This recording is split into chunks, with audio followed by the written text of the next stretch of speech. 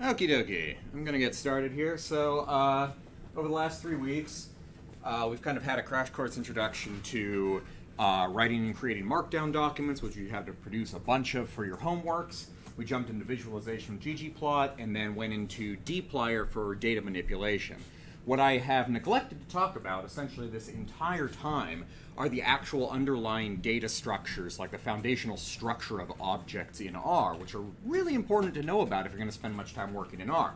They aren't necessary for doing basic data manipulation, basic visualization, that kind of stuff, but inevitably you're going to need to do things you either can't do in dplyr syntax, or can't do like easily or effectively in it, and you're going to run into problems with packages that don't interface with dplyr, ggplot, and stuff like that, so you need to know how to work with basic R data structures. Okay, so today is going to be about getting a little bit more into the weeds of programming with R, so like base R syntax, the way R actually interacts with objects on its own without using dplyr and tidyverse type stuff. We're going to talk specifically about all the different types of data in R. And by types of data, I mean what are different object types. We're going to talk about all the common types of objects used to store data. We're not going to talk about object types that are things like functions. We're going to talk about functions in a few weeks after we talk about tidying data up and then flow control. Functions is mostly going to be like week 7. Okay. So, up until now, we've been working largely with data frames in R. So data frames are normally the way we store our data, some kind of flat file that looks like a spreadsheet. In reality, in R, data frames are really what you call a list of vectors. That is, it's a list where every item in that list is a vector of equal length. So each column in a data frame has to be the exact same length, same number of observations. But it's not actually a matrix, which is an object type we're going to get to. It is instead a list of vectors. Data frames are not, however, the only object type we might want to use in R. Very commonly, we're going to have other objects. Things like, for instance, the output from a linear regression. The output from a linear regression, which we're going to delve into a tiny bit today and then a little bit more later on in the term, is a really big list object. In fact, the output from just about every model in R is, in fact, a list. If you don't know how to work with lists, you're going to have a real tough time using R for any kind of statistical analyses. Easy for data manipulation and data visualization to not know about lists, but if you don't know about lists, you're never going to get your results out of your statistical routines. To use lists and to work with lists and all those sorts of things, we also want to know a lot about how we work with vectors, how we work with matrices, and that will lead into how we work with lists. Okay, so vectors. We've been introduced to vectors a little bit in week 1, and we've used them pretty consistently, whether you realize it or not, for the last 3 weeks. So, in R, we call any set of values that are the same type a vector. We can create vectors using the C function, which, as I've said before, stands for combine or concatenate. This works like this. Here I've created a vector that contains elements, which are numbers. The numbers are 1, 3, 7, -0.5. Vectors have dimensions, but they only have one dimension. Their dimension is length. They are a one-dimensional object. If you want to get the dimensions of a vector, use the function length. So I can take that same vector I created there, I put it inside length, it returns a 4. That's because that vector has 4 elements, 1, 2, 3, 4. Right? So if you're going to subset that vector, you would only want to subset it with numbers between 1 and 4. Right? Okay. So, when you do arithmetic on vectors in R, R handles these what you call element-wise. If I take a vector like 1, 2, 3 and add it to 4, 5, 6, it adds the first elements, the second elements, and the third elements. It does them element-wise. You could imagine if you took these vectors and took them, rotated them sideways, it's just adding down the rows of them. That is the default way that it does math in R. For people who've taken a bunch of linear algebra or something, the idea of adding or multiplying vectors, especially multiplying vectors and having to just do it element by element, might be a little bit foreign, but that's the way R works by default. It's the same thing with other mathematical operations. If I do this vector cubed, it's just going to cube each individual observation inside of this vector. It's not going to take this vector and do matrix multiplication with the same vector again. We'll get into how to do that in a minute. Common operations that work this way with like element-wise vector math are, multiplication, division, exponentiation, or the exponential function rather, and taking logs. Those are operations you'll commonly do if you want to, say, reshape your data into with a log transform, if you want to exponentiate something, which happens a lot if you're working with statistical packages or statistical methods. Does this make sense how math is done? We've been kind of doing it so far without even explicitly talking about it working this way. It gets a little weird, though, with other things, or with different sort of subsets of how you do this. If you work with vectors of different lengths, R will automatically recycle the shorter one to be the same length as the longer one. So if we do something like take a length 2 vector and multiply it by a length 4 vector, what it's going to do is it's going to take this 0.5 and 3, then it's going to add another 0.5 and a 3 onto it so that both of them are length 4, and then do them element by element. Okay? This is called vector recycling, and it's something you need to be aware of when you do mathematical operations with vectors in R. Same thing here. Oh yeah, these are the same result. So 0.5 and 3, 0.53, 0.53. These return the same result because R, without saying anything, it doesn't provide any kind of warning, any kind of hint it's doing this, it just does it. It assumes you know what you're doing. Okay? What's the most common usage of like the recycling that you use? Vector recycling? Yeah. The most common usage is giving a vector of length 1, which I'll show here. Scalars are actually recycling. So if I take a vector of length 4, 1, 2, 3, 4, I multiply it by a scalar just means a vector of length 1 or a single element, this is actually being recycled. This is taking these numbers here, multiplying each individual number by 3, and then adding 1 to each of those values. This is actually expanding this into a vector of length 4 and expanding that into a vector of length 4. This kind of recycling is not any different than this kind of recycling. We just didn't even have to think about it before. It just seems kind of obvious. Oh, well, if I multiply one number by these 4, I want it to happen to all of them. But what R is actually doing is making this into 4 3s, 3, 3, 3, 3, and then doing element by element multiplication and addition. So we're always doing that all of the time. Same thing as if instead of this 3 right here was an object that I was multiplying that vector by. Just gets recycled. Okay. Recycling can break, however. Recycling does not work really well if the vectors are of incommensurate lengths. That is, if this one, for instance, is length 4 and this one is length 3, you can't evenly recycle the length 3 into the length 4. But it's still going to do recycling. What it's going to do is it's going to kind of wrap around on it. And it's going to spit out a warning. This is the only time vector recycling will spit out a warning in R, is if their lengths are not even, like one is not an even multiple of the longer one.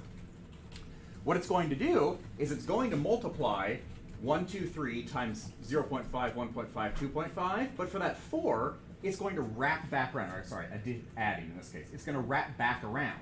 So we see we get 1 plus 0.5 is 1.5, 2 plus 1.5 is 3.5, 3 plus 2.5 is 5.5, but then we get 4 plus 0.5.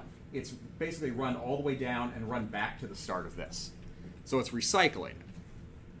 It kicks out a warning here because R generally assumes this is not something you want to happen. This is the kind of thing that normally only happens if you accidentally left off a number on a vector or something. So R does give you a warning. Does that make sense what's going on? Okay.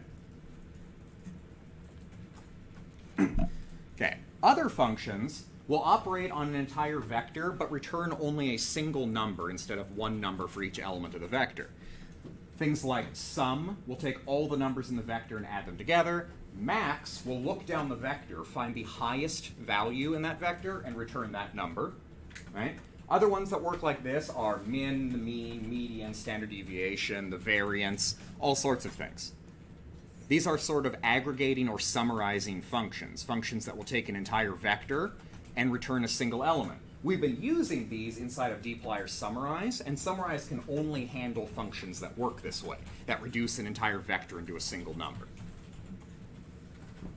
Make sense how those work? It's very straightforward. We've been using them in the entire term so far. Okay. You can mix and match things that operate over the entire vector and produce one number with things that operate on individual numbers. For instance, let's say we wanted to standardize our data. Standardizing your data just means to subtract the mean of the data from each observation and then divide all of those observations by the standard deviation of the entire vector. The formula looks like this. Standardized value zi equals xi minus the mean of x divided by the standard deviation of x. We can do something like this. Let's say I have a vector here of some test scores, a whole bunch of them. I assign them to x. I want z, these new z scores, to be equal to x. Now note x is this entire vector. Subtract mean of x. Mean of x is a single number, which is the mean of this entire vector, divided by the standard deviation of x, which is also a single number. If I output this, what we're going to get is we're going to get an object of length equal to the longest one of those objects that went into it. In this case, x is a vector of the full length of this. This is a single number and that's a single number, but the output is going to be equal in length to the longest one, because these just get recycled in size up to the size of the longest one. Here are the standardized scores for those values.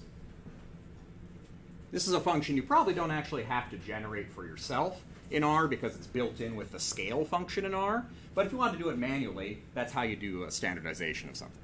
Does it make sense how that's working? It's just recycling things. So if you want one number out of something and you're getting a whole bunch of numbers out, pay attention to how your recycling might be working inside of some command, some function that you run. Most likely what it is that some number you actually want to be a single number is in fact an entire vector of numbers. Or if you're getting one number out when you want a whole bunch, it's the opposite of that. You mean that the scale from all of that? No, the scale will not automatically round it, but it will do this operation right here. It'll do a little bit more actually too, because you can tell it whether you want to mean center or not mean center, whether you want to standardize it by the standard deviation or not. It'll do a bunch of other things. I actually usually write my own scale function because I don't want the extra features built into scale, but it basically does the same thing. We'll talk about how to make this into your own function to use in week 7, I think. Okay. Next. Vectors, and every other object in R too, vectors have different types or classes. If you use the function class or structure on an object, it will tell you what kind of, say, vector you have, but also what kind of matrix, what kind of objects you have in a data frame, something like that. There are a few different common types of vectors. There's some more that we don't see too often, but these are the common ones we're going to encounter. There's numeric vectors. Numeric vectors will contain real numbers in them. For instance, this one contains 1, 30 in the form of a mathematical operation, 4, negative 3.14. R is perfectly happy if you include a calculation or, say, an entire object inside of one of these numeric vectors, as long as the result of that object or that calculation is numeric, right? Integers are a special subset of numeric vectors. Integers are vectors that have a whole number for every value in it. So in this case, I've created the numbers from 0 to 10 using the colon operator, which we saw a week or two ago. But they all take whole numbers, so they are integers. Another type of vector we see a lot is character. Character data just means it has a bunch of strings. R doesn't represent this numerically in any way. Basically, it says, to me, all these things might as well be the exact same thing. I don't assign any values to them. I'm not going to be able to perform any operations on those except string modification. Character data is something we'll commonly use for like ID columns, maybe a column of countries in a data frame if you don't want to turn it into a factor. Factors are what happens if you take some kind of character vector, stuff it inside the factor function. Factors have an underlying numeric representation, which I'm going to talk about in a minute, and are the thing you'd actually use if you wanted to give categorical data to, say, a regression model or to a ggplot. So if you hand character data to a ggplot, it's actually converting it to factors under the hood if you don't do it specifically, and just picks alphabetically the first one as a reference category. If you guys had to rearrange any of your plots, or ggplot in week 2 or in week 3, what was going on is you were actually modifying your factor levels. Okay. The last common vector type we'll encounter are logical vectors. Logical vectors are the simplest type of data in R. They consist of nothing but falses and trues, and if converted to numerics, they consist of nothing but zeros and ones. I say they're the simplest object type. You might say, well, what about just the value false or true? in R, length 1 or scalar objects are actually a type of vector. They're just a length 1 vector. So logicals end up being the simplest data type in the R language. And at this point in the class, you've used all of these at some point, so this shouldn't really be new. Okay. So if you want to generate numeric vectors, there's a few different shortcuts you can use for creating sort of common patterns, because often we want to like run from one value to another or something like that. So one common way you can do it is with the sequence function. SEQ stands for sequence. Sequence takes 3 arguments normally. A beginning value, an ending value, and some increment. So in this case, I'm saying I want a numeric vector where its lowest value is -3, its highest value is 6, or as close to 6 as you get before you run out of increments, and they should increment by 1.75. Right? So what happens here? -3 plus 1.75 is -1.25, then 0.5225, and then it gets up to here, 5.75. Because it's going in increments of 1.75, it can't go any higher without exceeding this maximum, so it stops there. Does that make sense? Okay. Another way to generate numeric vectors you might want to use is to give it some vector and tell it to repeat that over and over again. This is the rep function for repeat.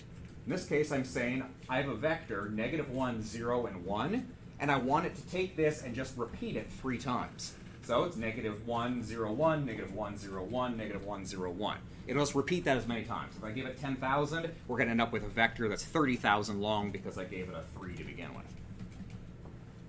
You can change the argument you give to rep from times to each, and then what it will do instead is it will go to the first element, repeat it that many times, then go to the next element, repeat it that many times, and so on. So the only difference between this and this is whether we're using times or each. They provide the same length output, but the order that the numbers are appearing in is different between them. So if you need to generate some numeric vector that follows one of these patterns, just remember these ways of using rep and sequence. You can also figure out ways to combine these things to come up with more complex number patterns if you need them. Make sense? Pretty straightforward. Okay. Generating integer vectors. So integers are a special case where all the values are whole numbers, right? The most common way you would generate an integer vector is using the colon operator. So let's say I want to create the numbers 1 through 12. Just as an example, I'm actually assigning 12 to n up here. You could just say 1 and 12 here, but you could also give it some object like this. So I'm saying I want the numbers 1 to 12. So this is 1 colon 12. It just generates all the integers starting at 1 all the way up to 12. And it could run in either direction. If I provide 12 as the first argument and 4 as the second, it will count backward from 12. You could also present it with a negative number, and it will count from that negative, as long as you give it a whole number. This is a common shortcut if you want to say subset. Let's say you were subsetting some vector and you just wanted the elements 1 through 10. You just subset using 1 colon 10, which I'll show in a minute. This is commonly done for that kind of thing. Or negative. I could easily have given this -n, and it would go from -12 to +4. It's happy to do anything as long as they're whole numbers. Steps? Yeah. Like you want to skip? Yeah. If you want to do skips, use sequence and change the increment. Okay. Yeah, so this is a shortcut for the function sequence by 1. Okay. Yeah, so this one, technically speaking, actually, you could call this as a function, put it in backticks, parentheses afterwards, and give it the argument, because it actually is the sequence function. But it'd be pretty ugly. Just use sequence. Yeah, makes sense? Pretty easy. Nuts and bolts stuff. Okay. You can also specify a single integer, if you want, by writing some number like 9 and putting L after it, and that will produce an integer. Why it is an L, I still do not know, but that's the way it is in R. So if you want to specify a single scalar integer, number L. So if you ever see that, like this and then L, and you'll notice the L is also in the color for numbers and syntax highlighting. That should tip you off, but I don't know why it's an L. It's probably something that goes back to one of the old programming languages R is based on. It's odd. Okay. Okay.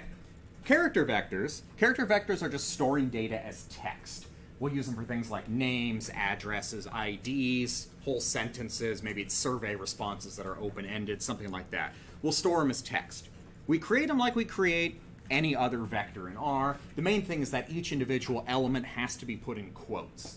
So in this case, I have combine, and then each one of these names I put here has to be in quotes. The most common problem people have when working with or creating character data is leaving off one quote. If you notice all of your text turning green or your string not being green, you fucked up your quotes somewhere. That's about it. Okay. You'll see here, if I create a character vector and get class, it says it's a character, as it should be. Sometimes I get a class of something you think is character, and it comes out as a factor. If you don't want to be a factor, you can do as.character, and it will swap it back to being a character vector. Okay. You could store numbers as character data if you want to, but R doesn't care what's inside these. It will not attempt to do any numeric operations on anything that it sees as character data. So if you wanted to use those numbers and convert them back and use them numerically, you're going to have to convert them using as.numeric. Normally, you're not going to be storing numeric stuff as character, but if it comes up, you can convert it. Okay. Factors. Factors are categorical data that are encoding a particular number of levels in them. For instance, we'd often use factors to encode something like sex, the experimental group, maybe a geographic region. In the Gapminder data, we used it for continent and country. Yeah. They look a little bit different when they display. So I've created this vector sex here that is factor, and then MFFM, which lines up with the names I have here. If I display the variable sex, we get something that looks different than character data. Well, I don't actually show it. What we're seeing here is the actual data are M, F, F, and M not in quotes. It's not character data, so they're showing like this, but the levels are F and M. This is level 1, this is level 2. They look a little bit different. If you tried to add something to this vector that was not an F or an M, it's going to give an error because you're trying to add something that doesn't exist in the levels for the factor, and factors have a set number of levels. You can also have more levels in your data than are actually displayed in the data if you want that for some reason. If you work with survey data, it'll be obvious why you might want that. If you don't, it doesn't matter. Okay. So, character data, the big thing with factors is that character data usually cannot go straight into any kind of statistical model, but factor data can. Factor data has this underlying numeric representation, which is really telling those statistical models what dummy variable to assign to each, say, observation that has that variable in it. If I convert sex to as.numeric, unlike with character data, it will actually let me do it, and it will just give me what level in the data each of those observations is. So M, you see, is in the second place here. This person is an M. If I do as.numeric, it replaces their M with a 2. Yeah? I'm just wondering if the levels are like naturally in alphabetical order. Yeah, by default, they're in alphabetical order, but you can rearrange them. If I wanted to do my as-numeric sex variable as a dummy, would I have to add an additional line of code, or is there a way to do it all at once? So if you put sex directly into a regression model, it's going to convert it into a single dummy for whatever the second level is. Okay, so it'll already treat it like a 0, 1 Yes, data. absolutely. Okay. And if for instance you actually had that with 3 levels, it would create 2 dummies automatically in the model. Okay. So it'll do the appropriate number of dummies, making whatever is value or whatever has the first level as the reference category. So if you want to change the reference category, say in a model of some kind, you just re-level it so your reference category is the first level, and it will order and create dummies automatically. This is a lot better than creating dummies if you have something that has like 20 different values it can take. You just have one factor with the levels. It handles all the dummies for you. This is a nice little R thing. Yep. And by default, if you give character data to any kind of statistical model in R, it just converts it to a factor and then runs it and does it with the dummies. That's fine most of the time, but sometimes you want to control levels and stuff like that. Okay, any questions about factors? We're going to spend way too much time on them in a couple of weeks. Okay. Lastly, logical vectors are vectors which take only true or false values. And normally we generate them by running some sort of logical test. We've been doing a lot of logical tests in this class. For instance, does some variable equal 5? Does country equal Oman? Things like that were examples in the past. We normally would just make vectors, logical vectors, by using a condition like this. For instance, maybe what I want to know is, do names in the data I created back here, these 4 names, do they have 4 or more letters in them? I can generate that like this. First, I'd want to get the number of characters in these names. I'm going to save it to name lengths. We see here that this is 5, 4, 5, and 3 characters long. N character is just a function that counts how long a string is. Give it any string, it tells you how many letters or numbers or whatever are in it. Then I can create a logical vector that is just, are these name lengths, this vector of them, are they greater than or equal to 4? Well, true, true, true, false, because the first 3 names have 4 or more characters in them, right? This test generates a logical vector. The way the filter command in dplyr works is generating logical vectors like this, lots of trues and falses, and it keeps the rows where a true lines up and drops the ones where a false is. But all it is are logical vectors like this. Does that make sense how this is working? Stuff is pretty important. So if you have questions, let me know. I'm going to play with them a bit more. Okay. You can do math with logical vectors. The reason for this is that, as I keep saying, true equals the number 1 and false equals the number 0. I could do something like this same vector I had before, name lengths greater than or equal to 4. What happens if I take the mean of name lengths greater than or equal to 4? What is this number telling me? Exactly. It's saying 3 out of 4 of those names have 4 more characters. Well, it's the proportion of name lengths that are greater than or equal to 4. We very often will actually do math on these sorts of logical vectors to get things like the proportions of things. You just sum up a bunch of trues and falses. The falses are 0. So what results is the proportion of observations that are true. Does that make sense? Okay. So we can also combine logical conditions, something we've already done with filter a couple times. We might be interested in something like, okay, which names have an even number of letters? This is an operator you guys haven't seen yet. I'm saying I want to assign a new logical vector that is whether they have an even number of letters or not, using name lengths %2 equals 0. % is what in programming lingo is referred to as the modulo operator. This gives the remainder when you divide by a number. This is how you would test to see if a number is even in R. You'd say, take this number, divide it by 2, and check if its remainder is 0. Only an even number will have a remainder of 0 when divided by 2. So this would be a true when it's even and a false when it is odd. This new vector is equal to false, true, false, false, because these 3 people had odd length names and this person had a 4-letter name. Okay? Maybe we also want to know whether the second letter in those names is A. I'm going to say second letter A, which is going to be a logical vector again, is equal to substring. What substring does is substring will look inside a vector of strings. It'll look to a given location in that string. It'll look to 1 or more letters in a sequence, and you can use that. It will extract those, and then you can use that to check against something.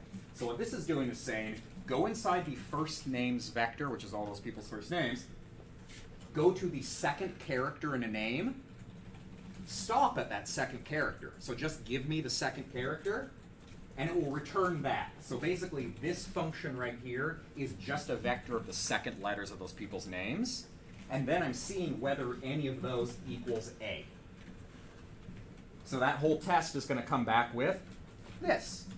The first person's name, their second letter is not A, it is A, it is A. Okay? We can verify that by going back to the names. Second letter is A, E here and N here. Okay? Okay, now we could combine those.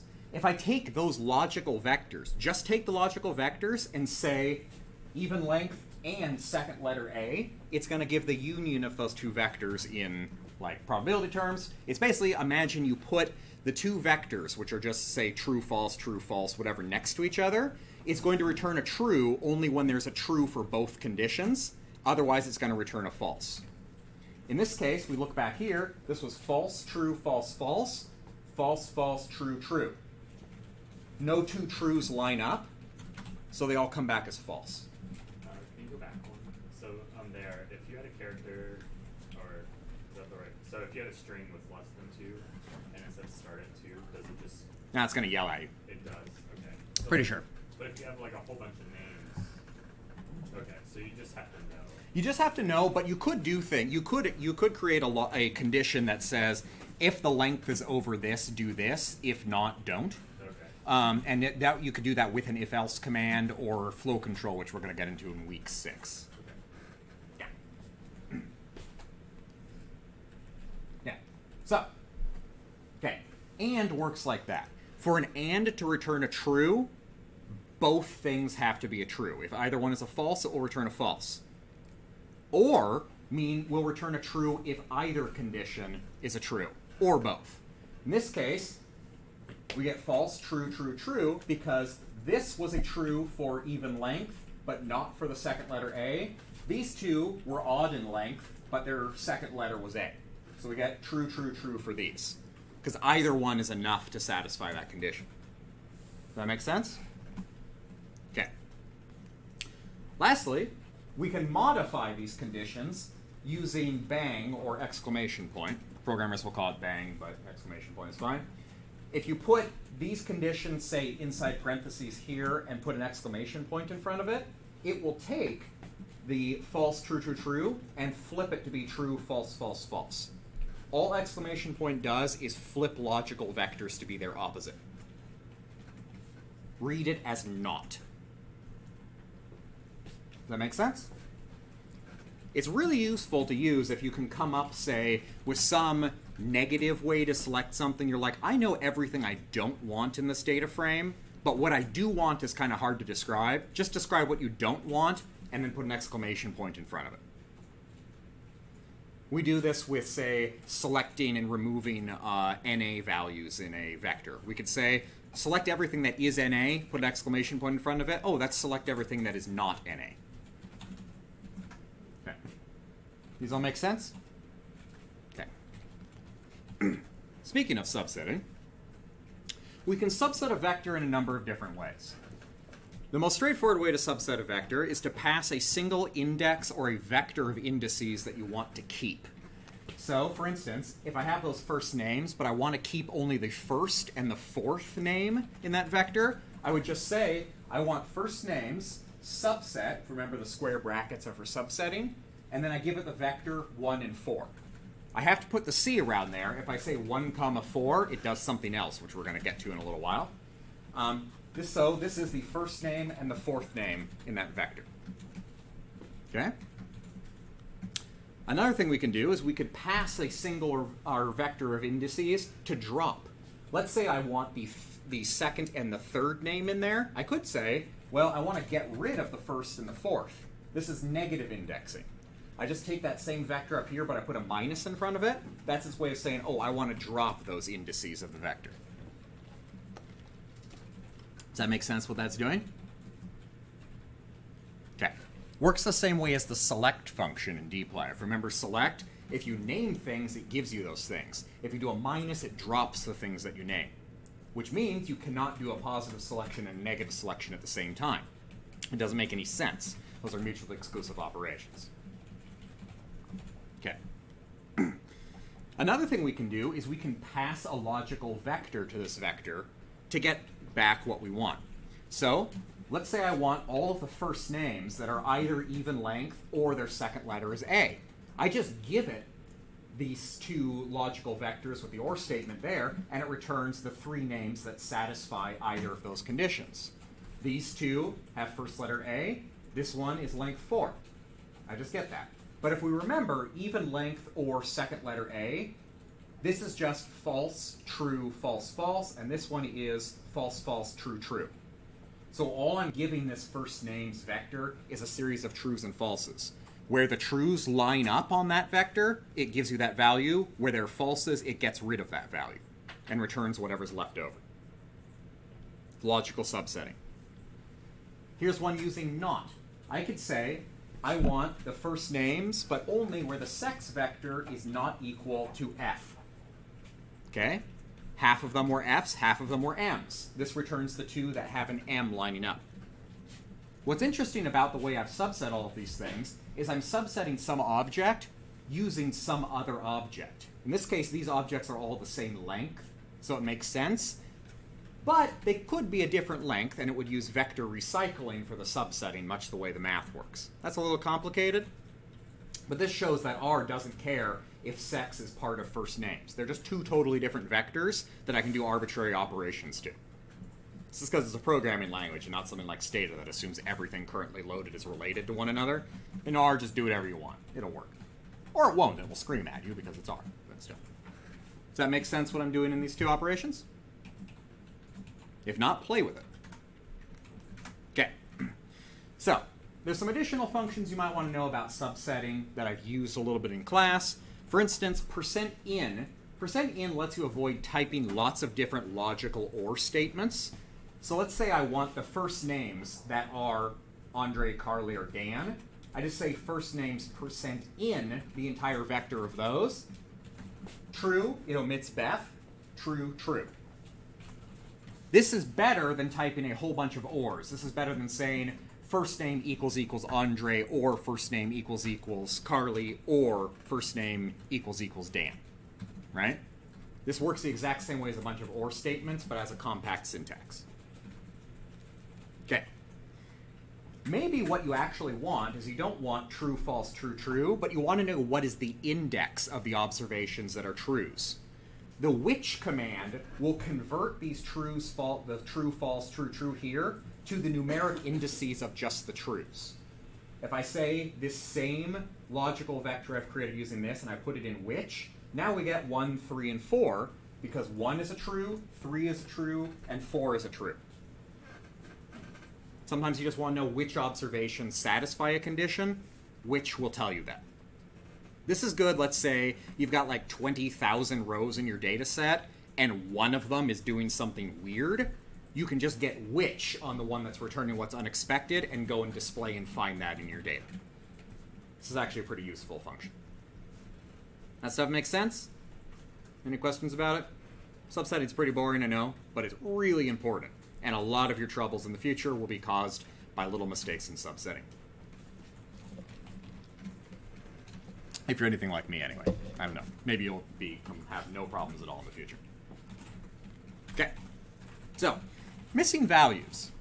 Missing values in R are coded as NA, without any quotes. They show as being kind of like a numeric value. They're the same color in the color codes as a numeric.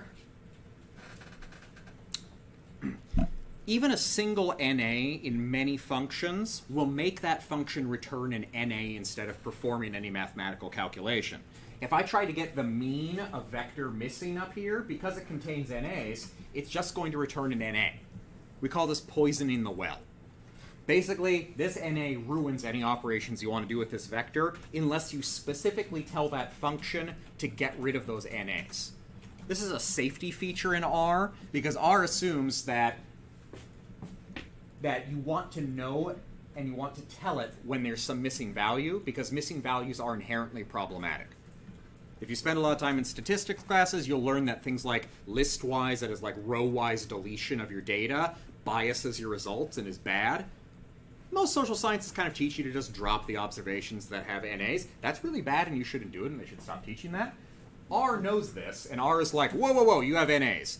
I'm only going to let you drop them if you specifically tell me to get rid of them. Okay. This goes with almost every aggregating function in R. It happens with, I think minimum and maximum will still work, but everything else will fail. The sum will fail, the mean will fail, the standard deviation and variance will fail, correlations will fail, everything will fail because you got to specify this. Okay. So, maybe you want to track down the NAs in your data. Well, the thing is NA is a non-value. You can't test for the location of a non-value using a non-value, because those NAs also poison the well for these testing functions, right? For these expressions. If I say vector w missing equals NA, it's just going to return NA for everything, right? You can't test for equality directly because nothing actually equals a missing value because there's nothing there. You can, however, test for them using is.NA. Is.NA will return a logical vector that is true whenever a value is NA and false otherwise. So we get false, false, true, false, false, false, true because that is an NA and that is an NA. If I want to run my mean function and drop NAs without using the na.rm equals true argument, I can just subset my data down. I say mean vector missing that we created before, subset is NA vector missing, exclamation point. So if the exclamation point wasn't there, it would just return the NA values. With the exclamation point, it returns only the values that are not NA.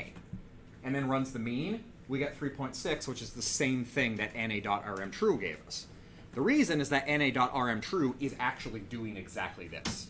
It's just hunting down the NAs and pulling them out. That make sense? So I have one question. For the is.na, where is the exclamation point always goes like at the very front? Yeah. You can't put it after the is.na. No. Okay. No, what happens is the exclamation point negates whatever comes after it. Okay. So you could put it in front of any logical vector. The thing is that this is.na vector w missing, this is a logical vector. It looks like an object or a function call to us, but what's happening is it's saying exclamation point, okay, do this calculation, take the result of it, and then invert it. R works inside out, so whatever is the deepest function call inside of something gets run first, then it runs the next thing out, then the next thing out. So the order of operations here is produce vector missing. Boom, there's a vector here. Then take is.na, converts that into a series of trues and falses. Then the exclamation point inverts that, turns the trues to falses and the falses to true. Then it puts that in the subset operator, takes vector missing, keeps the ones where a true is in that vector, drops the ones where a false is in it. Then it has a vector of just the numbers, and then runs the mean on that. Inside out. The reason we like dplyr is it turns things from inside out to left to right. Make sense? Fun. Okay. So, when testing logical conditions, like I said, NA produces an NA in pretty much every case. So if I have vector w missing equals 5, we get a false here because they don't equal 5. We get an NA because there's an NA, false, true, false, NA. Right? NA just kind of ruins these tests. The rest of them work perfectly fine. You can like sort of NA and an outlier too? Kind of. You wouldn't want to think of NA as being an outlier. So NA is the absence of any information. So that's a little bit different. NAs, there's an entire science of handling missing values that is quite deep and very interesting if you're into that sort of thing.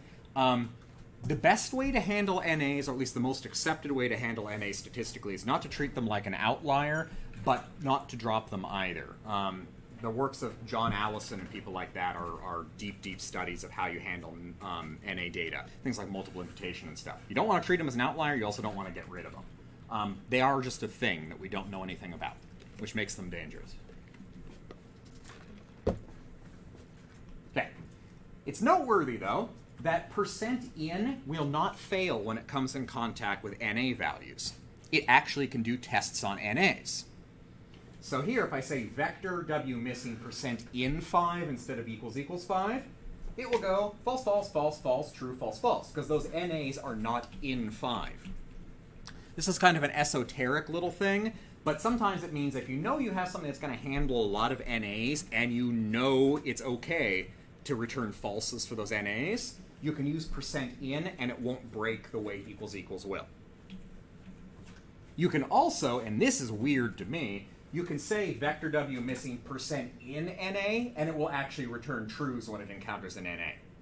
I actually don't know why that works, because it kind of shouldn't based on the underlying logic, but it does. So you can actually use this as sort of a convenient way to handle, locate, or exclude NAs without worrying about all the is-NA stuff.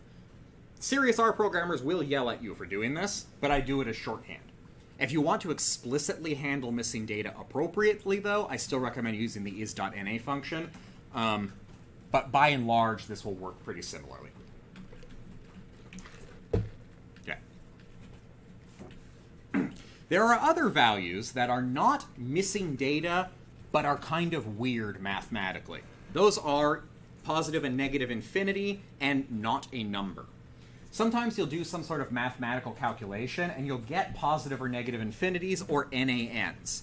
Much like the NA, if these things are displayed like in a terminal, they'll be colored the same color as numbers because they are numbers. In R, if I divide by 0, you get fun results. You don't get an error dividing by 0 like you might by default in Python and things like that. It just does it because it assumes that you know what you're doing and that it's okay to get positive and negative infinities. This is because R is a mathematical programming language, and it's like, oh, infinities are totally valid. So if I divide by 0, any non-zero number is going to return an infinity, and 0 is going to return not a number, because 0 divided by 0 is not a number. Okay? You can check for these values if you want. You can't check with them with is.na. Instead, you check with them for is.finite or is.nan. So if I do is.finite on this, it's going to return falses on everything because negative infinity and positive infinity are not finite, and not a number is also not a finite number. If I search for is.not a number, it's going to give me false, false, true, false, false, because NaN is not a number, but infinity and positive infinity are numbers. They're just impossibly large and impossibly small. Does that make sense? This will happen if you do statistical stuff, because sometimes you want positive and negative infinity values for things like continuous distributions that have no bound, like the normal distribution. If you don't want to know about that, purge it from your brain forever. But it's important to know that this stuff is there. Okay, so previewing vectors. We've used the head command, and I think the tail command before. They can be used on any object that has elements. So if we want to preview a vector, let's say you have some really, really long vector and you just want to see the first 6 elements of that vector, you can say head and that vector, and it will return by default the first 6 elements. So lowercase letters is just a vector of the 26 English lowercase letters. So if I say head letters, I get the first 6 letters of the alphabet. You can give an argument to head or to tail. The second argument is the number of elements that you want to be displayed. If I wanted the first 10 letters of the alphabet, lowercase, I'd say head letters 10, and I get the first 10 letters of the alphabet. Tail just gives me the last 6. These are good for just kind of looking at things quickly. I've used head and tail constantly in the console to take a peek at things. Almost anything I create, I will look at the head and I will look at the tail, because inevitably if I screwed something up, it probably got screwed up at the beginning and the end. It's hard to screw something up in the middle and have the beginning and the end of something fine. It happens, though, and it definitely happens to me. It's just less common. Okay, so we can index vectors by assigning names to the entries. So vectors, like a data frame or something like that, they can have names for their elements. So if I create a vector that is the numbers 1 through 26, I can assign the names to it like this. Names for a vector is equal to letters. Letters all caps is just all the capital letters of the alphabet. Now if I get head on vector, we see something different. The values are on the second line. So this was the vector is 1 through 26, the integers. 1, 2, 3, 4, 5, 6. But now each of these elements has a name. It's the letter that I assign to the names up there. This is 26 digits long. This is 26 letters long. They line up. So you can assign names to them. This is just the same as if your data frame has names, like the columns, but vectors can have names too. The neat thing is if something has names, you can subset it, not numerically, but you can subset it now with the names. So if I want to say, okay, I want a vector, I want the numbers that correspond to these names. R, S, T, U, D, R studio here. Well, that's 18, 19, 20, 21, 4, 9, and 15. But I'm subsetting based on the letters. If I took a vector here and scrambled it and put everything in a different order, this would not change, because the names would follow those elements however I rearranged it. So if you're subsetting something that the order of the elements might change, subset using the names instead of the numbers, because the names will follow all those elements around as we rearrange it. We're going to play around with this a lot. Data frames are like this. Usually with data frames, we call on them by their name rather than their location in the data set, so it doesn't matter where they're located in the data. We just freely rearrange them. If we were calling on them by their numbers, swapping one location of a column would totally screw everything up. Okay. The select function is working like this in dplyr. It's selecting things based on the name rather than their location in the data set. Select can actually also take an integer vector and select by position too. We just never do it because it's by and large dumb. It's not a good way to subset things, but it works for this. Okay, does this make sense what's going on? We're going to play a lot with name subsetting over the rest of the term. Okay, so we've finished with vectors. We're going to move on to matrices. Okay, matrices extend vectors to 2 dimensions. They have rows and they have columns. We've talked about data frames having rows and columns too. They kind of do. Matrices are the actual real object with rows and columns in R. We can construct matrices in R using the function matrix. It has an argument by row that will determine how data populate that matrix. In this case, I've created a matrix out of the letters, the first 6 lowercase letters of the alphabet. If I say matrix, letters 1 through 6, n row is the number of rows the matrix is going to have. N column is the number of columns it's going to have. So I get a matrix with 2 rows, 3 columns, that is made up of the first 6 letters of the alphabet. You'll notice the way it populates it by default, A, B, C, D, E, F. By default, the matrix function will populate an entire column, the first column, before it moves on to the next one to populate it. If you give the argument by row, it will go the other way and will populate them by row. A, B, C, D, E, F. Pretty easy. Okay.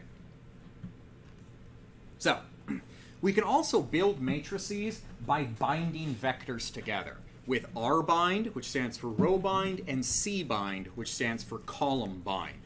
So, if I say C matrix equals cbind, and cbind I'm giving it 3 different vectors. The numbers 1, 2, 3, 4, and 5, 6. I say cbind. What cbind is going to do is it's going to make each one of those vectors a column in a new matrix. So now we have 1, 2, 3, 4, 5, and 6. It takes them all, makes them columns, and binds them together. Rbind is row bind. I'm going to create another matrix where I say I'm going to have the 2 vectors 1, 2, 3, 4, 5, 6. They're each going to become rows in a new matrix. So now we get 1, 2, 3, 4, 5, 6. Row bind just stacks things. Make sense? Pretty straightforward. Okay. Cbind and rbind also work on data frames for stitching things together. If you have 2 data frames that you don't want to merge, they all have the same variables, they're just more observations of the same thing, rbind will stick them together. Cbind with data frames is a little less common, but sometimes there's reasons to do it. Okay, so if you want to subset a matrix, well, matrices have 2 dimensions. They have rows and columns. So instead of indexing them with a single number or a single vector of entries, we index them by saying rows, comma, columns. So if I want to get row 1, column 2 element of that matrix, I would say a matrix, row 1, column 2, and that was a C. You can also give it vectors in each of those places, much like when we were subsetting a vector before. Okay, I want the first row of this matrix, but columns 2 and 3. So I just say a matrix subset, row 1, columns 2 and 3. Notice they're in the C. This is why we made sure to put these in a vector, like C23 the entire time for vectors. If you don't, it assumes you're asking for multiple dimensions. But vectors only have 1, so R will scream at you if you're trying to ask for multiple dimensions from it. Similarly, if we try and ask a matrix for a single dimension, it's going to yell at us because matrices always have 2 dimensions. Data frames can be subset by 1 or 2 dimensions for reasons we're going to get to in a bit. So almost nothing kicks an error with data frames, which is actually kind of bad behavior. Does this make sense? Okay. We can get the dimensions of a matrix using dim. Dim on this matrix will say the number of rows and the number of columns. The dimension function works on many different objects in R that have multiple dimensions. It will do weird things with lists, and it will do weird things with vectors, but it works on everything else. Thing is, most of the time we're working with data frames, which are a type of list, so yeah. dim does work on data frames in R, though. If you use length on a matrix, what you get is the number of elements in that matrix. So like, if we have this matrix here that has 6 elements, length is not going to return the number of rows. It's not going to return the number of columns. It's going to return the number of rows times the number of columns, which is 6. Don't use length if you're expecting something other than a vector or a list. Okay. Next. By default, if you subset a matrix and get only one vector out of it, whether that is a single row or a single column, it's going to become a vector automatically. R just is like, oh, well, you only got one thing, it's a vector, turn it into a vector. If you don't want this to happen, and you want to subset, say, to a single column of our matrix, but you want to stay a matrix, you have to go comma drop equals false in your subsetting function, and it will do that. This doesn't come up too often, but it's come up enough times in the past few terms that I've added this to my slides. It will stay a matrix. Notice something interesting here. Up until now, we've been only putting in subsetting numbers inside of these brackets. Suddenly, we have a normal function-style argument sitting in these brackets, and R doesn't start screaming at us. That's because these brackets are actually basically equivalent to the parentheses on a function that isn't named. This is actually just a function. There's all sorts of arguments it can take. We just never really pay any attention to it because of the way it works kind of transparently for us. But there are other arguments you can put inside of these brackets. So don't be scared if you see that happening. That makes sense what's going on? It's kind of a niche case. Okay. So, matrices, unlike a data frame, matrices have only one data type at a time. They can be numeric, integer, factor, character, logical, like a vector, but every single element of that matrix must be the same type of data. If I create a new matrix, and I bind together the numbers 1 and 2, and the 6th and 1st letters of the alphabet, the matrix that pops out, notice the numbers are now in quotes, the entire matrix is string data. Because you can't have character data and numeric data together, it all must be coerced to character data. Okay? So if I see type of this matrix, it's a character matrix. If I tried to make it numeric, these would have to be NAs, because there's no numeric representation for F and A. So to avoid losing data, R silently converted all of that into character data. Data frames would be fine with this, but matrices, no. Typically, matrices are only storing numeric data, so it's kind of odd to have a character matrix to begin with, but this is going to happen. Yeah? Is type of same as a class? Ah, great question. So here I use type of instead of class. If I did class on bad matrix, it would say it's a matrix. Because the matrix, its class is a matrix, but its type is the type of data inside of it. That's kind of an odd thing where very often just do both type of and class on an object. It will generally present different results, but not always. Sometimes they'll be the same. That's because types and classes are different in R, but sometimes they have the same value. That's like nitty-gritty programming stuff. If you want to know more about why that's going on, the book Advanced R, which is a free online textbook like Data Science for R, is linked off of the class website. It gets way too deep into all of those sorts of classes and types. Okay. So, we can access matrices by their dimension names, and we can provide names to our matrices. So, in this case, I have bad matrix. I've assigned row names to it. I've assigned column names to it. Now, if I display this matrix, there's names for the columns, and there's names for the rows. If there are row and column names on a matrix, we can access them the same way that we accessed like named vector components. In this case, I said bad matrix bigs, so it returns just this row. I did drop equals false, so it would remain a matrix.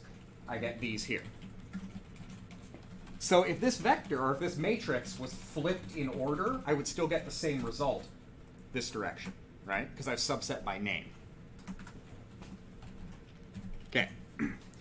So, matrices of the same dimensions can have math performed entry-wise on them the way that vectors get math done if they're the same length. So, First thing I do is I took the C matrix here and the D matrix and put them together so you can see them next to each other. This isn't a mathematical operation, but I just want you to see. If I take, say, C matrix, divide it by D matrix, and multiply by 3, that's going to be equal, the first element here is going to be equal to 1 divided by 1 times 3, because this 3 has actually been expanded to be 3 columns wide and 2 rows tall. So that recycling of vectors will also occur with matrices just to make them the full size of any given matrix. Okay? But it's element-wise. 4.5 is equal to 3 divided by 2 times 3. 4.5. Easy peasy. Okay. Transposition and multiplication of matrices. So for people who know matrix algebra, linear algebra kind of thing, you can do that stuff in R very easily. One of the most common operations you'll want to do on a matrix is transposition. Transposition is done with the T operator. You know something is commonly done in a programming language if it has a one-letter function assigned to it. Transposition happens a lot in R because transposition is a vital matrix, matrix math function in pretty much every piece of statistical software, everything that's going on. Linear regression involves taking transposes, 2 transposes. So what this does is it just swaps the rows and columns of a matrix. So matrix C before was this matrix here, 1, 3, 5, 2, 4, 6. Now 1, 3, 5, 2, 4, 6. Basically just took that matrix and flipped it diagonally so its rows became its columns became its rows. Okay, if you want to do actual matrix multiplication, not entry-wise multiplication, but you want to do proper multiplication on it, do percent asterisk percent. So the normal asterisk is multiplication, put 2 percents around it, it's now matrix multiplication. So if I do D matrix times E matrix, this which is a, what is that? That's a 3-column, 2-row times a 2-row, 3-column. I'm going to get a 2 by 2 matrix as a result. Okay. You can also invert some invertible square matrix using solve. If you don't know anything about linear algebra and you have no interest in it, you can just plug your ears for a minute as I go through this slide, basically. But the function solve will invert a matrix given to it. So in this case, I get this inverted matrix. If I then take the inverted matrix times the original matrix, what should I get back? 1.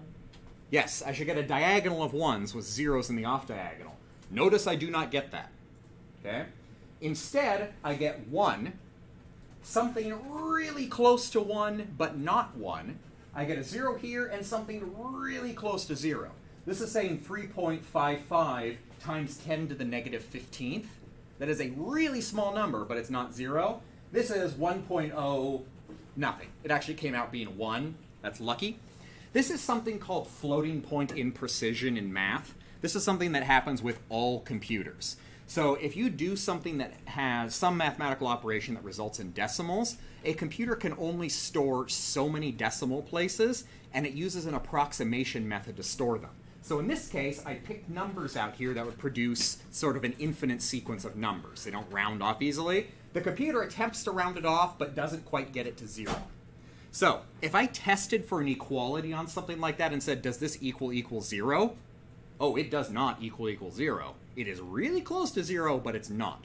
If you do mathematical operations on things, you're going to have to round them before you test for equalities, or do not test for equalities with them, because computers do not have perfect precision.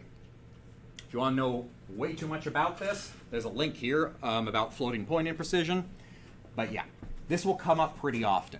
You'll do something like, oh, I'll just do a couple mathematical manipulations, maybe just some basic division. It could be single number division, which is more or less what was going on here. You're going to get some essentially infinitely long decimal place. That's almost what you were expecting, but not quite. If you test for it, it won't be what you're expecting. Okay. Okay.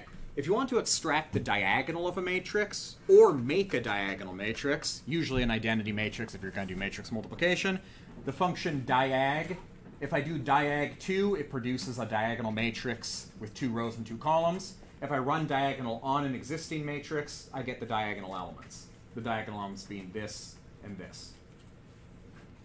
Most of you are never going to have to extract diagonals or do much matrix multiplication, unless you do the optional homework this week. But it's good to know you can do these things. If you want to do something like if you have a CSSS class that asks you to write your own statistical method or algorithm for something, you're probably going to have to do these sorts of operations, at least transposing things or solving matrices.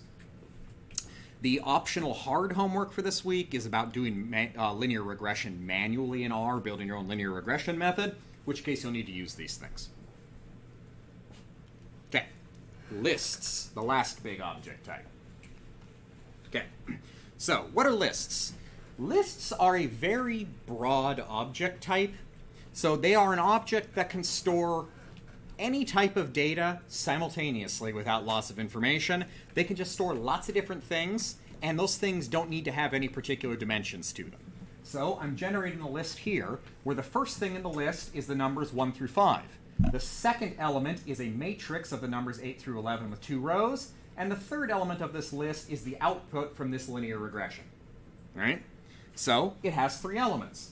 They're named first thing, second thing, and third thing, and those objects, none of them are like each other in any way at all. This has a length, just a length of 5 elements. This here has 2 dimensions, 2 rows, 2 columns. This thing has about 50 different elements inside of it that are nested inside of other lists, right? The list does not care. You can put anything inside of it, it's perfectly happy. This makes lists very complicated, but very powerful. So, if you want to access elements inside of a list, you can access them kind of like you're accessing stuff inside a vector. The difference is normally we access them using double brackets or a $sign instead of single brackets. We'll get to why in a second. So, if you want to access an element in a list by name, you just say, my list, for instance, double brackets the name of the object. Well, the first object in this list was just the numbers 1, 2, 3, 4, 5. We get that. I could also subset my list $sign first thing. Where have we seen this subsetting before? Dollar signs? I know some of you have used it on your homeworks. Gets you to a column in a data frame. Exactly. This is how we often subset columns in a data frame. Do you know why? It's because data frames are a list. They're not a matrix, they're a list. They look like a matrix, but they are lying. They are in fact a list. So you can subset them using all the methods I'm teaching here for subsetting a list. You can also subset them numerically. This says, give me the first element of list. All 3 of these, equally fine. But they have different purposes for them, right? Okay. So, why are we using 2 brackets instead of a single bracket? The thing is if you subset a list and you use single brackets, you get a list back. So no matter what that element is, it comes back as a list. So if I get my list 1 and I get a structure on it, it comes back as a list with 1 element, which is that first element. Okay? This is a little bit odd, but there's a good reason for it, which I'll talk about in a second. If I do my list double brackets 1, it comes back as the actual element. That is an integer vector of the numbers 1 through 5. Do I have it on this slide? Yeah. The reason for that is because sometimes we want to get multiple elements from a list, but no operation in R, no function call in R is allowed to return more than 1 object at a time. If you attempted to subset, say, the first element and the second element as the actual elements, that would be asking R to return 2 different objects at the same time. That is outside the bounds of the language, and R really doesn't like you attempting to do that, so it doesn't let you. If I wanted the first and the second element, I'd have to get them all back as a list. So standard subsetting returns lists instead of the individual elements. Okay? This is a little bit complicated. As a rule, if you want to subset a single element from a list, just always use double brackets. Okay? Any questions on that? Yeah, I agree. Okay, so if you subset a list and get list as an output, it can be an arbitrary length that you get back. So if I subset using vector style subsetting on this list, like my list, and I get the first and the second element, if I get length on that, it says 2, because I'm getting 2 elements back. Lists are a one-dimensional object, so they have a length, like a vector. In reality, vectors are a type of list, and lists are a type of vector. Don't worry too much about that. But If I get structure on my list in the first two elements, we get two items, so it's a list of two containing first thing and second thing. So this is getting multiple elements of a list using single bracket subsetting. So it's nice to know you can do that. Probably won't have to do it a ton, but sometime you will. So you need to know you can do it. Okay, so regression output is a list. It's a really big list. So if I go into my list and extract the third object, which was the output from a linear regression, this is me. I'm only showing the first 9 elements of this regression output. I think by default there's 13 or 14 elements put out by a linear regression. All of this stuff is inside that list. It is itself a list. It has a whole bunch of named elements, and some of these named elements are themselves lists. For instance, you might see this. QR here is a list of 5. It has 5 elements inside of it.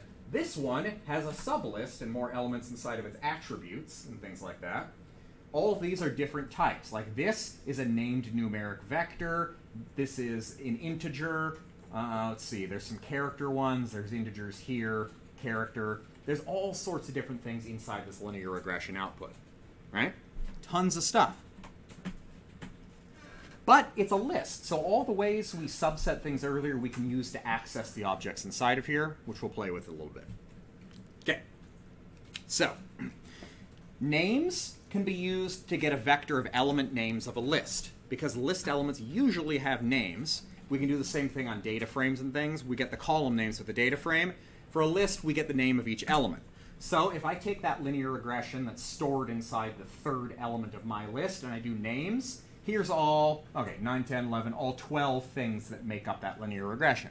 So let's say I wanted to subset and get something out of a list. If you run names on it, you can see the names of all those elements. Then if I want to subset one, I could say my list, bracket, bracket, 3, close bracket, $ call would give me the call inside of that object, right? $ name to subset.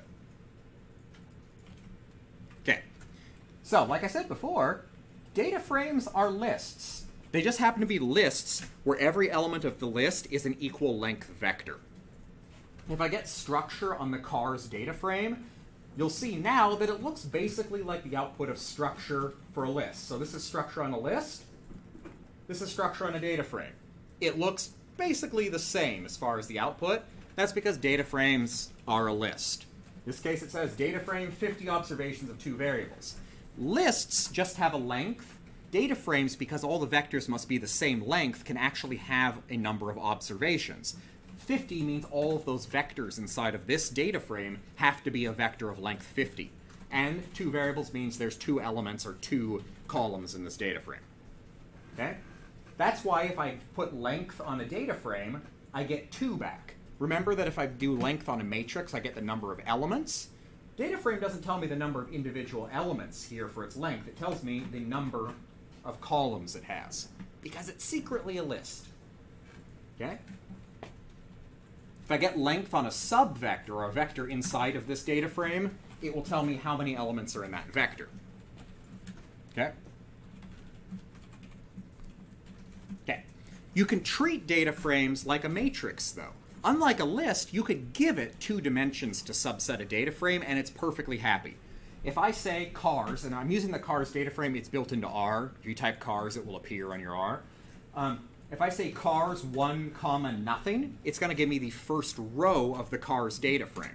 The columns are speed and distance. That's the first observation. If I subset it 1 through 5, speed, it's going to give me the first 5 observations of the speed column. Okay? So we can use vector-style subsetting on a data frame. It works perfectly fine. This is actually really cool, because it means that when we want to treat a data frame like a list, we can treat it like a list. When we want to treat it like a matrix, we can treat it like a matrix. Any kind of subsetting works on them, which makes data frames the most flexible data type for subsetting in R. One of the least flexible, though, for putting data inside them, because you can't have uneven length vectors. Questions? Okay. I know this is the most exciting lecture so far, data structures in R, but bear with me, we're almost there. Okay, so here's 2 different ways of calculating the same thing in R. The first one is, how do I calculate the mean values for education for those countries which were above the mean level of education. So this is me getting the mean of things that are already above the mean. It's an odd calculation, but it makes more sense when you see it. Yes? Maybe a bit shallow. Could you? Yeah. So the second blank line, when to use bracket and when to use parentheses. Parentheses.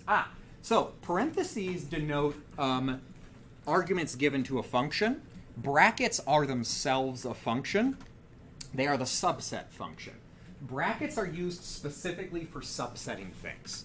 So this is when I want to say, okay, I want to get certain rows or columns from a data frame or from a vector. We would use subsetting. If cars was a function that we wanted to run on something, we'd have parentheses after it. Does that make sense? Yeah. Brackets are only used for one type of operation, which is selecting elements, right? Functions can have all sorts of different things they do. Functions almost always have parentheses after the function name. So it'll be some function name, parentheses, and then arguments go inside of them. Okay. Other questions? Great question. Okay, so these two things do the exact same operation. What I'm saying up here is, okay, I'm going to take the Swiss data set, I'm going to select the rows where education is greater than the mean of education, and then give me the education column, and then run the mean on it. Okay?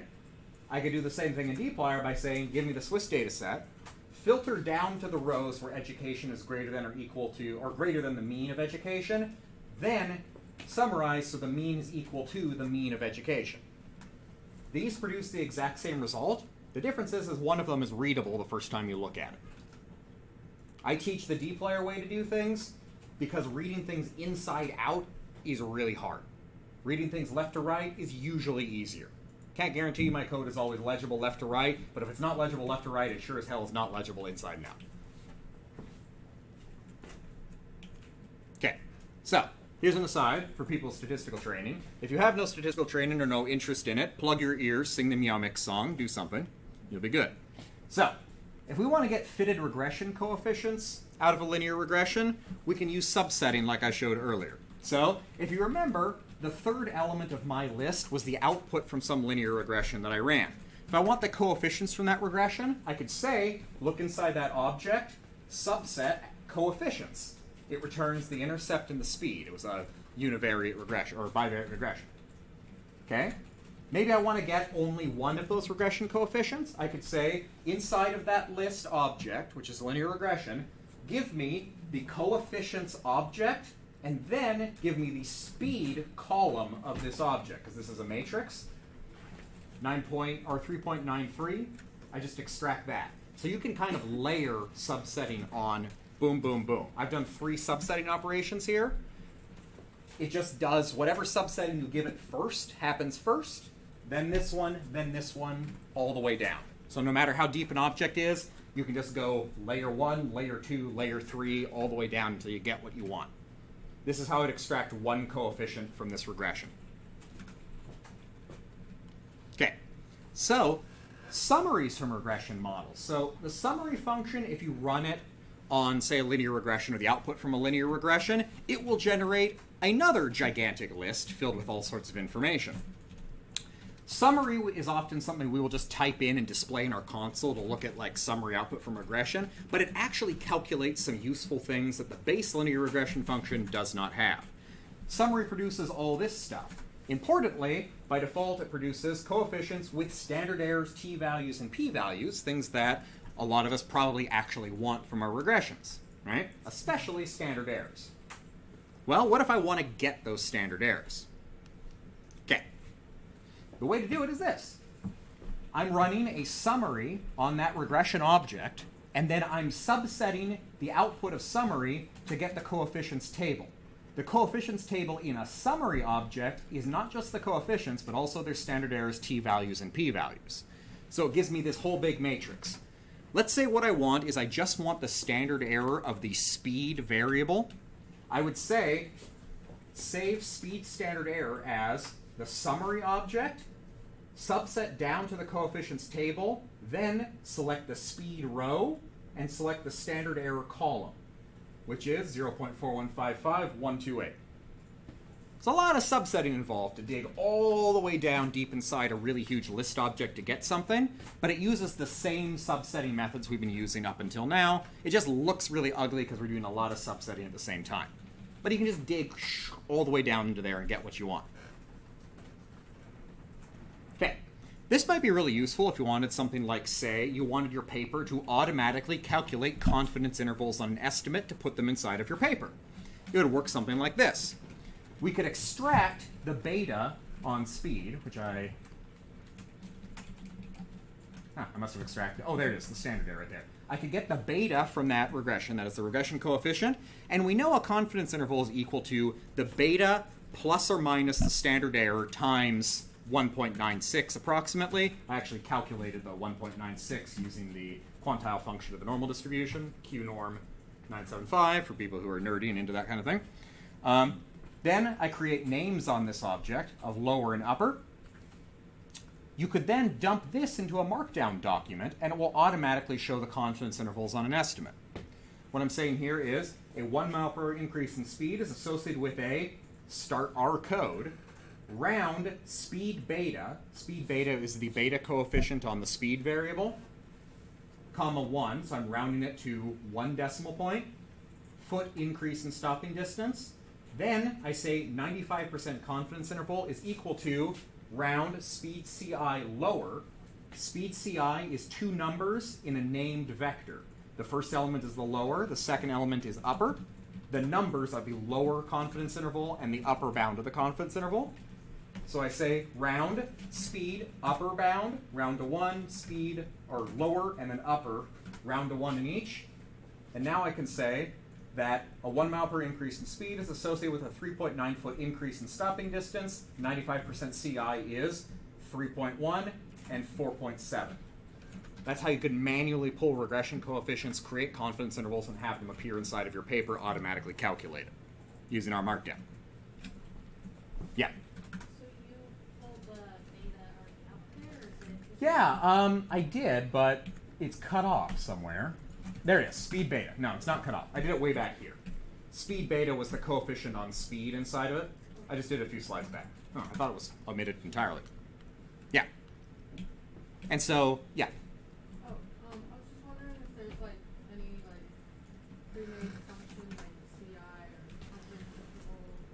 Kind of. There's a coef function, COEF, which will automatically extract the coefficients, and then within that, you can get. Well, it won't directly do the CI. What I usually do is I write a function, we'll talk about in week 7, I write a function that extracts it for me. So I usually have a function in most of my papers called like get CI, like get underscore CI, and it does all this extraction for me so I never have to do it manually. And it's a very easy function to write. We'll talk about it. We actually might even write it in week 7. I'm not sure. Very easy to do. Is there a reason why it isn't a ready-made? Isn't a ready-made function? Ah, yeah. No. Probably not. Probably because, well, okay, there is. There is conf.int, confident interval, is, but it might not produce exactly what you're looking for. That's for producing profile confidence intervals, which is a more robust way to do it using simulation. So there is that way. There's no direct extraction one, but realistically you should be using profile ones anyway because they're going to be more accurate because they'll take into account variation in the data. So yes, there is a built-in one, but it doesn't work like this. Yeah. So technically, yeah. If you want to do crude ones based on a unadjusted normal distribution, it works. So don't do that.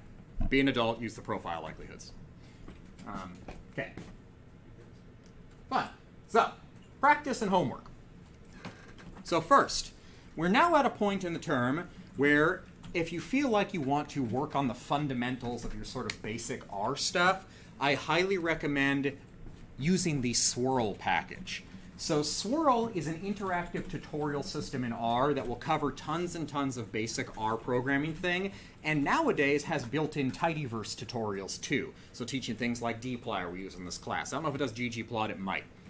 If you want to use Swirl, do install.packages swirl, library swirl, and then swirl. So lots of swirling will get you down. and then choose, for instance, R programming, and then follow its directions. It will do interactive tutorials inside of your R console. Just go. Has a ton of tutorials built in. It's really neat. DataCamp is kind of similar to Swirl, but Swirl, you're even lazier. You don't have to go to a website. You can just do it inside of your R console. I think it even saves progress as you go.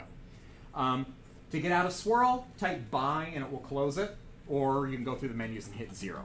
At this point, tutorials 1 through 8 in Swirl are appropriate, assuming they haven't changed their numbering since the last time I popped Swirl open. I like it a lot. It's a great way to go to kind of boost your fundamentals. I also recommend DataCamp and taking advantage of DataCamp. I got you guys 6 months of free DataCamp, so please use it. And if you have questions about that, or you're like, what, I have 6 months of free DataCamp? Email me. You have free DataCamp for 6 months, which is normally expensive, but we get it for free if you take my class in it. Okay, your homework. This is the first week where I introduce 2 different homework options, depending if you want something more advanced for people who are more comfortable with the programming up till now, or a less advanced one that guides you through things. So, the data structure practice is a self-grading homework assignment that I wrote. The way it works is it will walk you through creating, access, and manipulating different structures in R. What you do is you will enter values for a given question. As soon as you enter a value, knit the document. It will check your answer and say at the bottom, good job if you're right, or it will be, you're bad if not. Actually, it's usually very polite with its error messages. But it will check them. That means enter a single answer, never multiple answers, like multiple questions in a row. Just enter one, knit your document, check your answer, go to the next one, knit it, and check your answer. So I have pretty good error checking built into this assignment at this point, but it's really hard to write a self-grading assignment. So if you get errors, something weird, let me know. Usually it will succeed in knitting and check your answers correctly. Yeah, so follow the instructions carefully. Almost every problem that ever crops up from this is somebody doing something like filling in 5 answers in a row, but the first one was wrong and it made all the other ones break. Don't do that. Do them one at a time. If you're feeling more adventurous, the second one is doing linear regression manually. That is using all of the mathematical stuff in R to manually build a regression. So it lets you know how it actually works under the hood. Linear regression, as it turns out, is a really easy mathematical formula. It only has 4 things in it. It looks like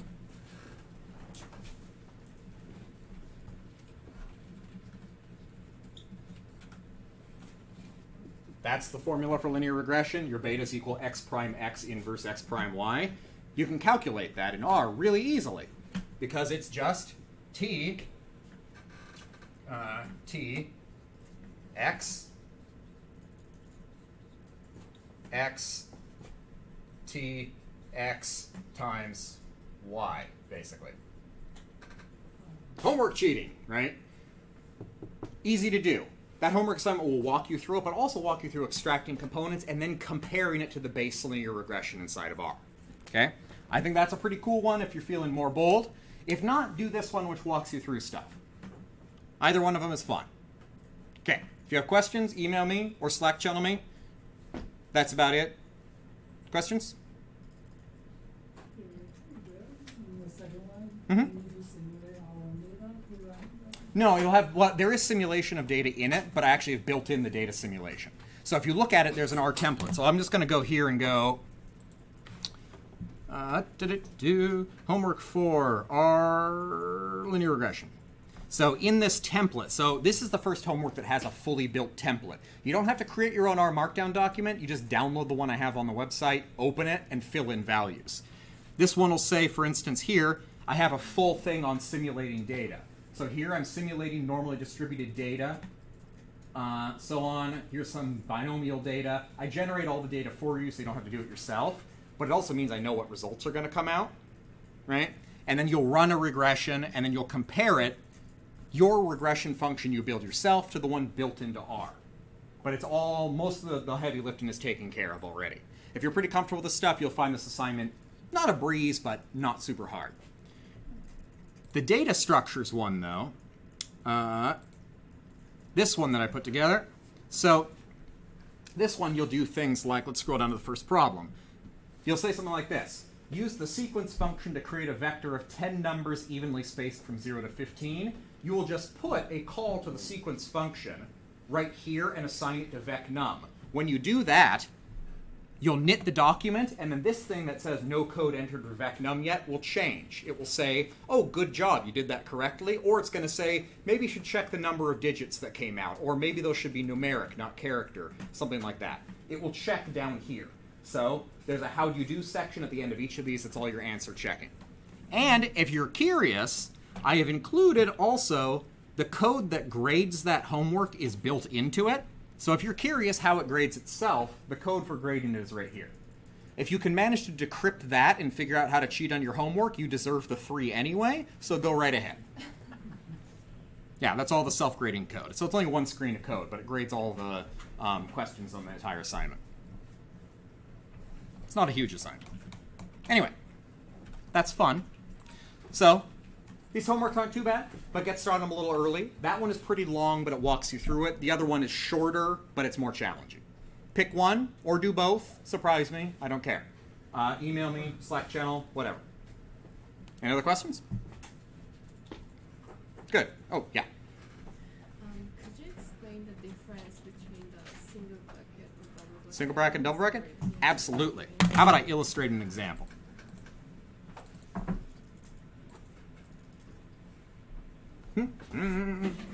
Okay. Single bracket, double bracket, fun. Okay. Let's go. Script file. Let's say LM.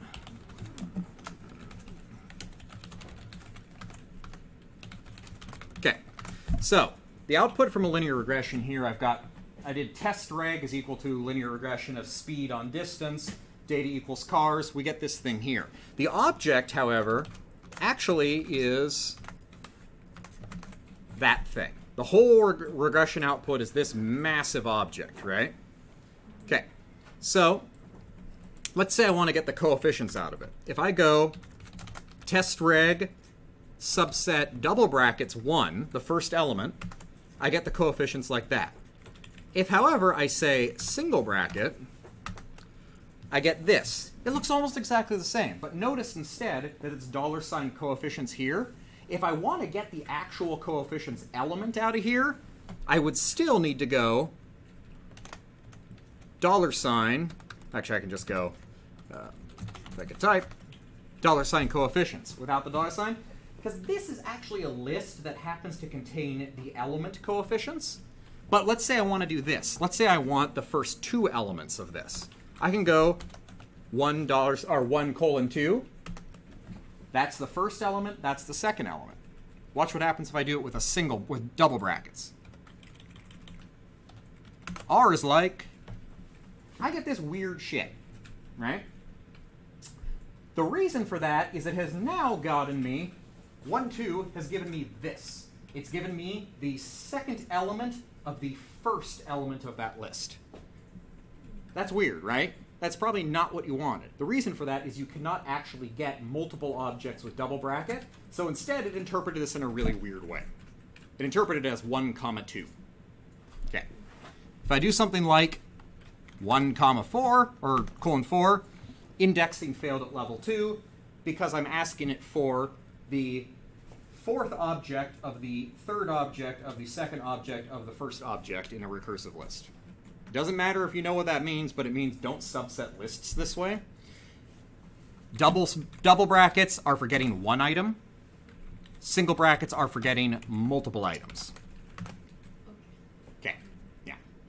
It's complex. There's actually a link on the about double brackets and single brackets on the class website if you want to know way too much about double brackets and single brackets.